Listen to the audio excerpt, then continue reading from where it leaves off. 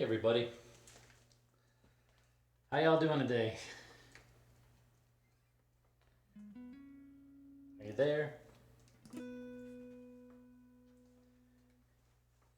Witty Fan's on a boat somewhere, and he's the one who's always saying loud and clear, so we don't have him. And Kirk's at the airport coming back, so he said he might make the second part of the show, but he's not here to mock a Witty. So between the two of them being gone,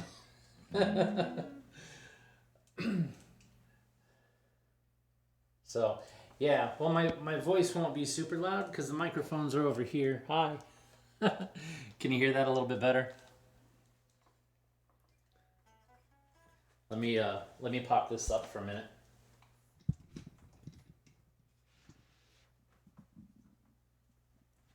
Check, check, check. How's that? Is that better? I moved it out of the way for the cameras because Danica said that when I use this camera, the microphone's in the way. But you're right. It probably is soft over there, so I'll use this for the beginning and then move it. One thing that you'll notice that's different about when I play by myself is I do have these microphones that are on to be able to pick up the classical guitar and the resonator. And because of that, even when my guitar is totally off, you can hear me strumming because you can hear everything in the room, which is pretty cool. So, hey, Paul, Bruno, Sonia, hi, Jill. That was a wonderful flower that you sent my mom. Thank you for doing that. Corinna, hi. Bruno, flower, Jill. Steve, wifey. Can I just call you wifey? Is that cool? Wolfgang. So, Jeff Chilton might be here. I think Locke's here. Kirk will be here. Susie. Hi, Susie. Maybe Susie. Maybe not Susie.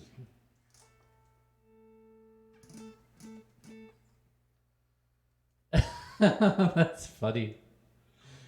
Put your headphones on.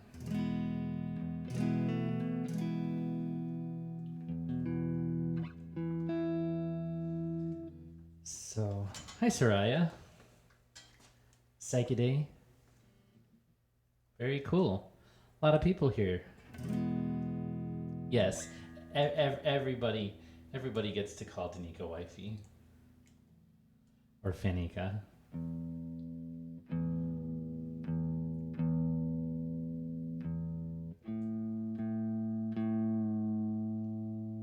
I just tuned this thing.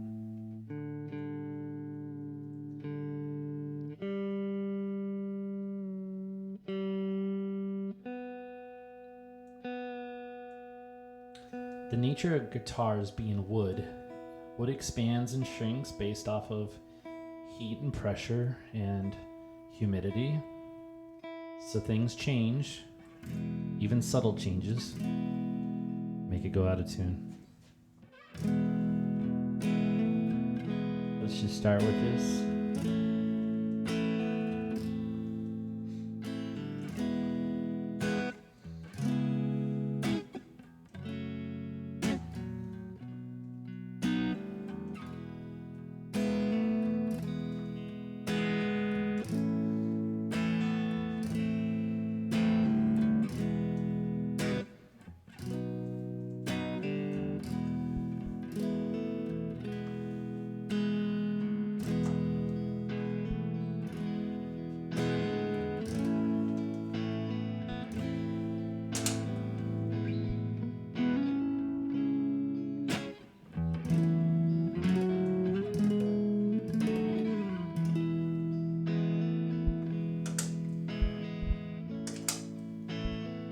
Mountains of Illinois from Chet Atkins.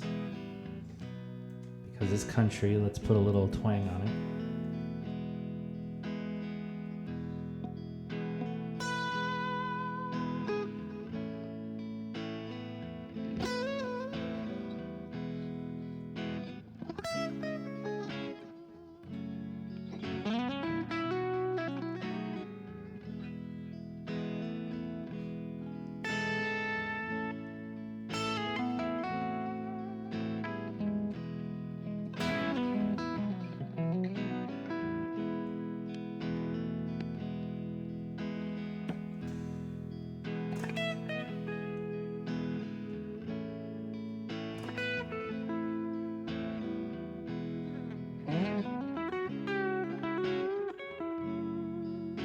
Hope you like the background today. I tried to make it feel very Christmassy.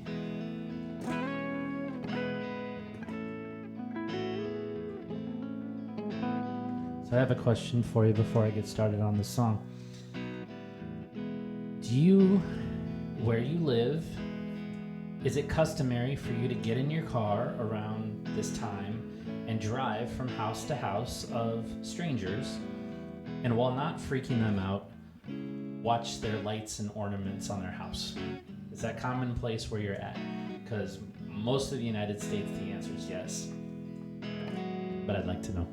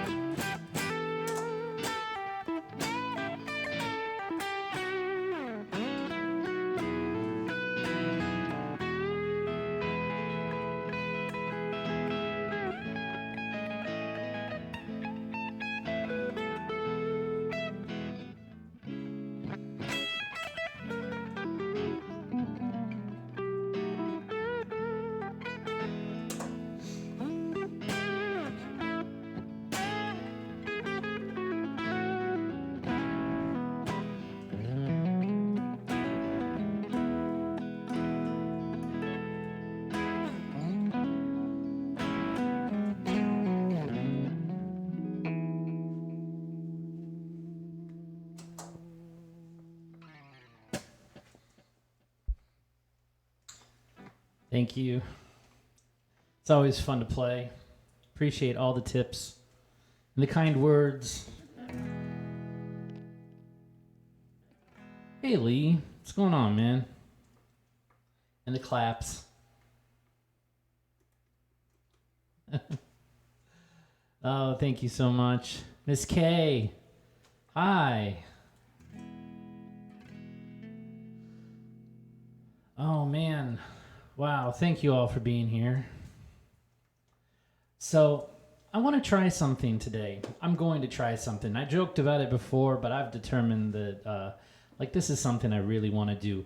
For me, for you, for a lot of our friends who are professionals in this business, I'm starting a little segment called Things I Can't Play, ...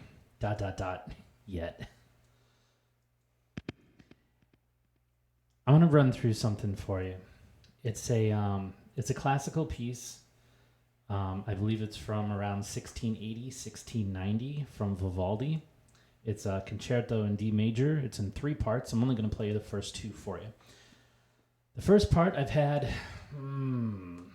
well, let me be honest, because of my shoulder and personal things going on, I have kind of stayed away from over practicing this week. But I picked this last week. I've played through it. I want to say I've had about an hour and a half of practice on it for the first part. For the second part, I've only reviewed it 2 or 3 times. And I just want you to see what it's like in a lot of these songs that I'm picking when I decide, like, yes, I'm going to play that for you guys. A lot of times I can barely get through it. Like, you have to go through a whole process of first reading the music, which is, in my opinion, hard enough in itself. But then you have to go through and you have to figure out fingerings and timings and just make sure that everything's correct. Classical music, unlike rock and roll like that, is not subject to, well, I don't know how to put it. Let's just say you're supposed to read everything that's on the page and play it perfectly. Where rock and roll, there is no page. You just do it by feel. And yeah, so let me switch guitars and switch cameras. And I'm going to go through this with you. It'll be fun. I will not make it through it well. And that's the point.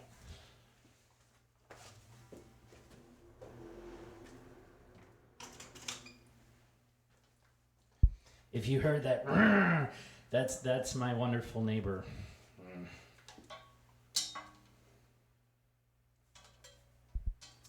Okay, let's see here. I got that.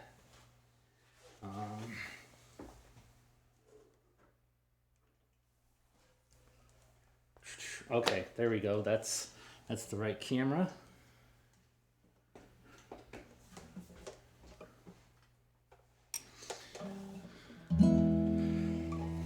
Let's see here. First things first. Got to move the headphone cable to a point where it's not going to keep clicking on the guitar. All right. Concerto in D Major. We're going to see what happens here. When I practice this stuff, I start off a little bit slower than it's supposed to be, and I'm really excited about this piece. And the reason why I chose it is because I found a full orchestra recording of this without the guitar. Like, it's meant for a guitar as the solo instrument. So eventually, when I get this up to speed, I'll be able to pop a little button on and have a full orchestra in the background and then play it for you. And it's going to be super, super sweet. But anyway, so usually I play this a little bit slower and see how it goes. If I make a mistake, I usually will stop and play that area a little bit slower. If there's really complicated sections when I'm practicing, I will isolate 2 or 3 measures, which is like maybe 5 to 10 seconds of music, and just play that section over and over and over and over again from half speed, a little bit faster, a little bit faster, a little bit faster, so that I can get through those difficult segments. That's how I practice to perform for you. To give you an idea, the Baden Jazz Suite, just the first part, I have probably 50 to 100 hours of practice into that one song already. This is what it sounds like at 1 hour. To be fair, things that were written around this time tend to follow a formula that are pretty similar to a lot of other music that I've played. So my hope is that this isn't going to be so bad. What about Oscar the Grouch? What?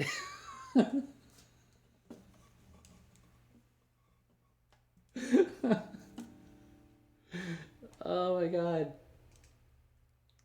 Oh yeah, Danika's told me about the bear assignments. You should tell them. You should tell everybody about the bear assignments. It's a fun story. All right. Oh, here we go. And it's important to have the dot dot dot yet. Things I cannot play dot dot dot yet.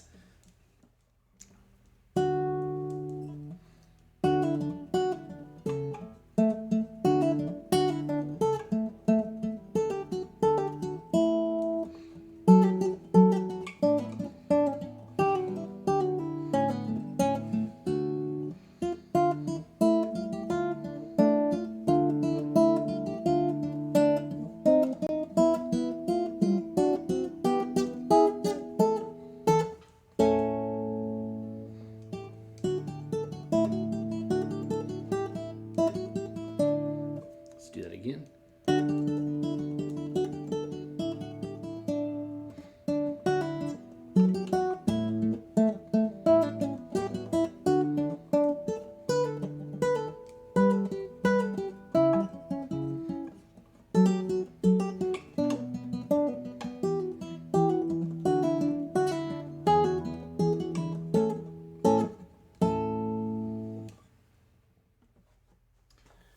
Where is that other camera? Yeah, here we go.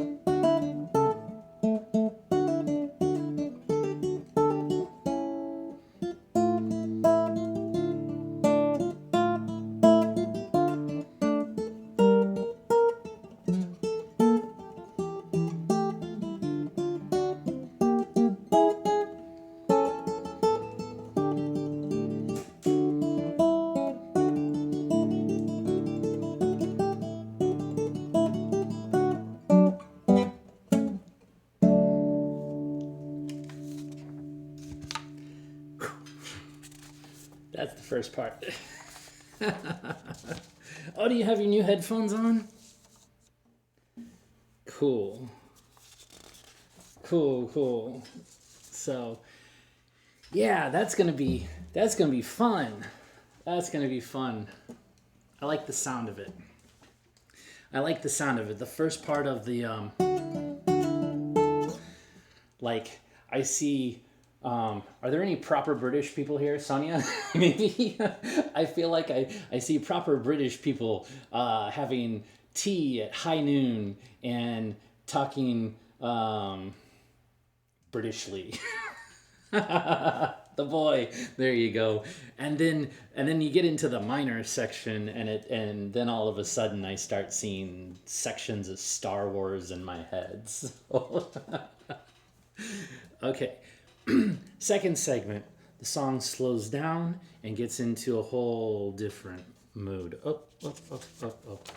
Did I skip a section?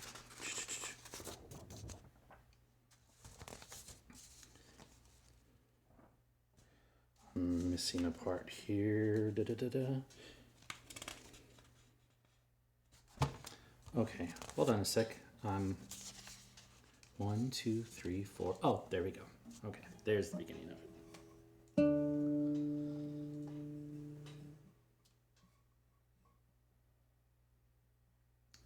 This is at speed. It's extremely slow, but very pretty. I love it.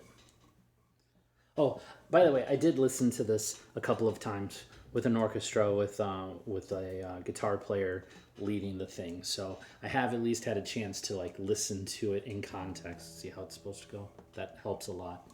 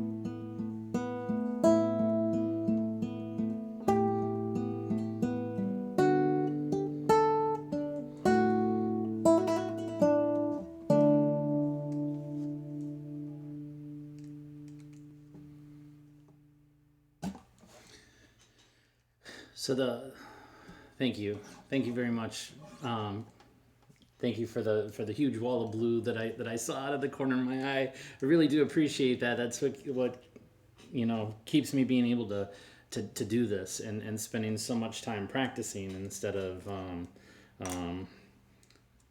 other stuff. So the thing about this, there's I don't know if you can read music, cool, and if you can't, cool, but I'm going to try and explain it two different ways. There's a dotted 16th note with a 32nd note in repetition, and it's very slow though, so it doesn't really sound that fast, but that's what causes the, it's like a long, short, long, short, long, short, long, short. And then it immediately switches to sections that are straight 16th notes, which is dut, dut, dut, dut, like each note separate. So you hear these things that are like,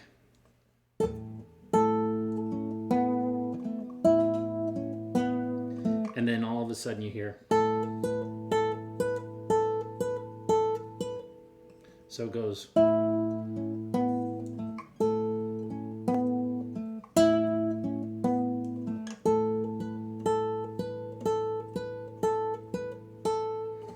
Right? So that's kind of weird for musicians. It sounds very pretty when it goes back and forth between the two. What's the notation for bendy string? So usually that's like a line that goes up like that.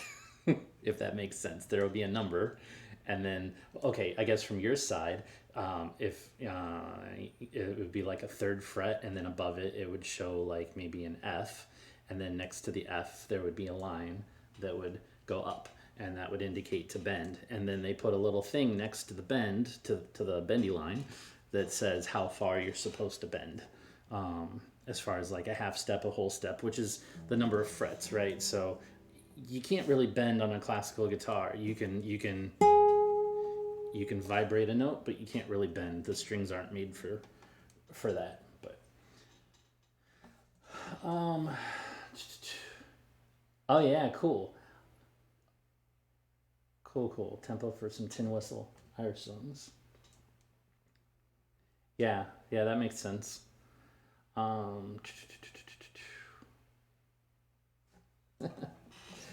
All right, so let me get this out of the way in all of its 10-page glory.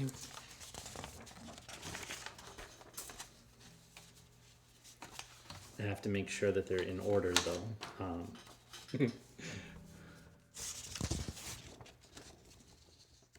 Sorry if you can hear that. Well, I know you can hear it.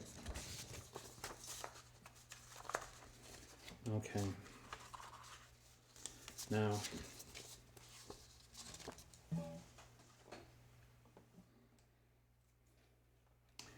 the one that I have been practicing, the Baden Jazz Suite. The most difficult part of this song for me has been a section where it goes.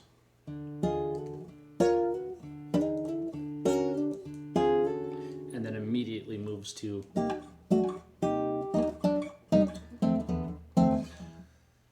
So from a practicing perspective, that's an area that I just keep playing over and over again, going. Whoops.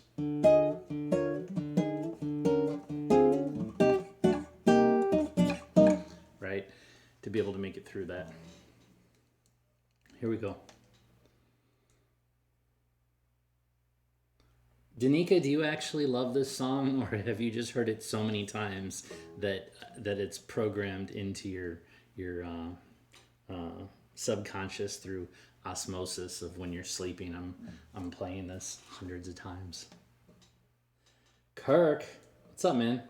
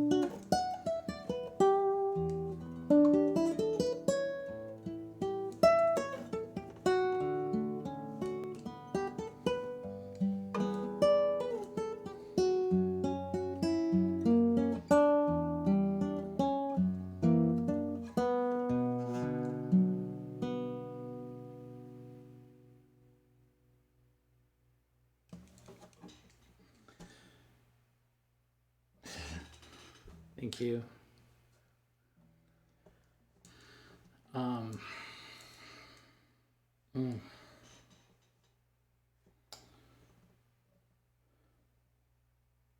So,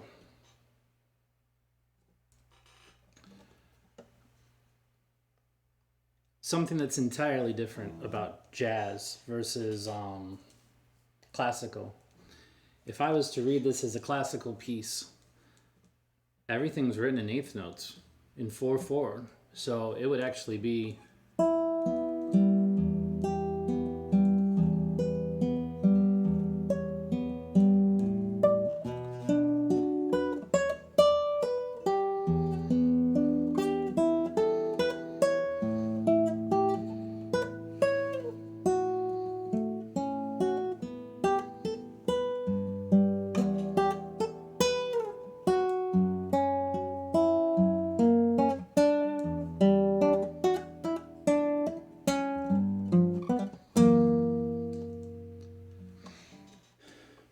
But this song's supposed to have breathing to it.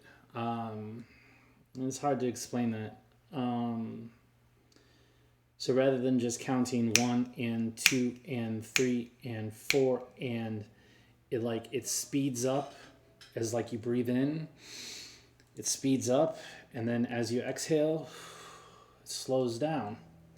So you get this component that largely has been lost in modern music because everything gets tracked in a computer to strict measurements, right? They call it to the grid when you go into the recording studio and you record stuff. There's a tempo, and you hear that click in your ears, and you're playing along, and then they lock everything into the grid even more. Like if your guitar player is off by a little bit, they take that section of the guitar and like artificially move it to where it's right on time. So you end up with these things that are very like machine gun-esque, just right? All house music and that kind of stuff is like that too. They'll add just like right, and it's just so measured. But this isn't like that. So when you play it,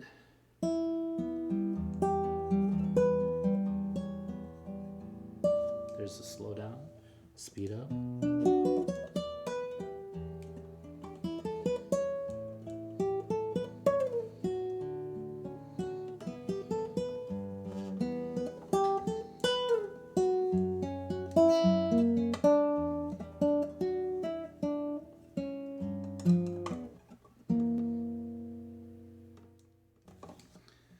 So it's a whole dynamic of music that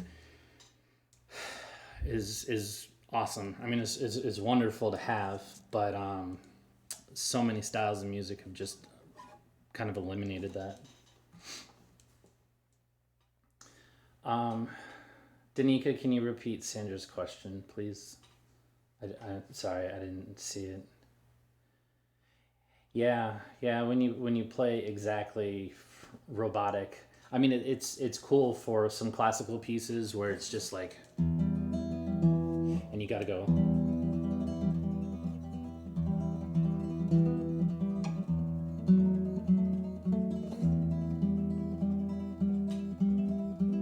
Right? In order to play that kind of stuff and get it locked in and super good, yeah, you got to get a metronome and you got to go digga digga digga digga digga digga digga. It's even hard to count. Like you just have to, you have to start counting in your head because you can't even count out loud. But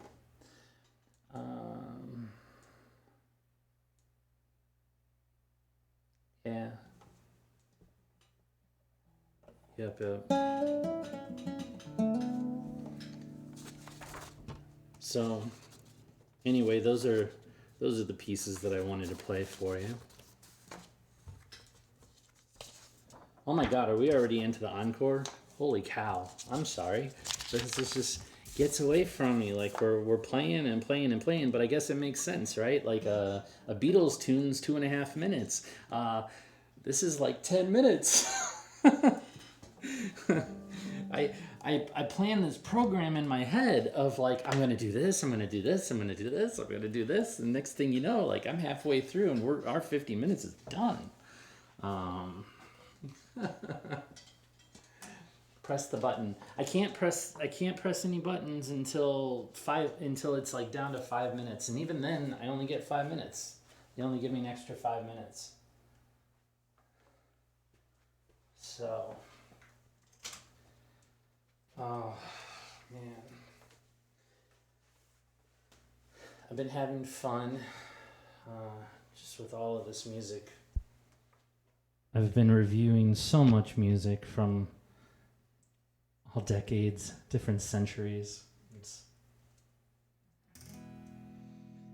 I've been looking at different guitars too, much to the dismay of Danica and my mom, I'm sure.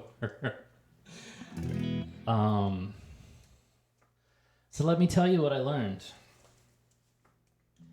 The Fender Stratocaster, which is this guitar right here, was first made in 1954. And by about 1966,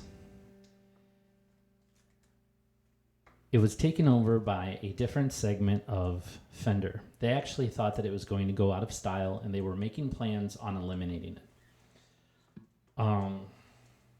This is in 1983, so clearly they did not eliminate it.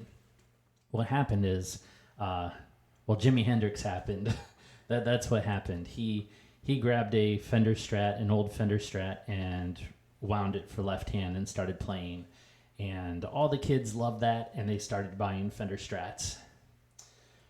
So if you take a look at guitars like this, a classic Fender Strat, they're usually divided into 50s, 60s, and 70s. And the 60s are considered the best. And pre that time where they started getting made by the different side of manufacturing is the best. So like 1960 to 1965, 1966 is considered the best. And if you consider taking a look at those online sometime, you will find that authentic ones are so freaking expensive that it'll make you laugh and cry at the same time. I was looking at a 1966, which was still pre-whatever, I can't remember what they call it, pre-CBS, I think is the initials that they had. So part of 66 was made by them, by CBS, and part of 66 was not. And the ones that are not are still like 10, 12 grand. And then you get into 64, 65, and they go up to 20 grand. And then you go to the super sweet year. Apparently 62 was the best year, according to, I don't know.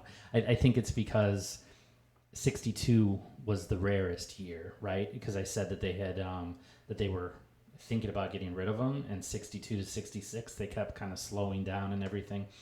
62 had a lot of modifications to it, and it's hard to find one for like under $40,000. And that's any of them. A lot of these, right, are like 50, 60 years old. So imagine like with cars, if, you know, like you got to replace parts. And when you replace parts, the price goes down because it's not original. So if you actually find an original with all of its parts, and if it's still in playing condition and everything, you can get up to hundreds of thousands of dollars. It's really crazy. Really, really crazy.